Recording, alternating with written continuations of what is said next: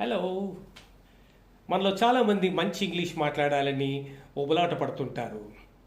మనం అమెరికా వాళ్ళలాగా, బ్రిటిష్ వాళ్ళలాగా వాళ్ళ యాక్సెంట్లో మాట్లాడడానికి ప్రయత్నించాల్సిన అవసరం లేదు. అది సాధ్యం కూడా కాదు. కానీ మనకున్న పరిమితుల్లోనే మనం చక్కగా డీసెంట్ ఇంగ్లీష్ మాట్లాడడానికి ప్రయత్నిస్తాం. దానిలా ప్రయత్నించాలంటే మనం మొదటి అక్షరంతో ప్రారంభించాలి. ఇంగ్లీష్ ఆల్ఫాబెట్లో మొదటి అక్షరం మనం అందరం ఏ అని, ఏ అని పలుకుతుంటాం. దిస్ ఈజ్ ఏ బుక్ అంటారు కొందరు, దిస్ ఈజ్ ఏ బుక్ అంటారు. అలా కాకుండానే ఏని ఎలా పలకరించాలో చూద్దాం. ఏ అని పలకరించాలి. అప్పుడు మనకి DAY, day, Tuesday, Monday, etcetera. Okay, మనం ఇక్కడ మళ్ళీ చూద్దాం ఎలాగా.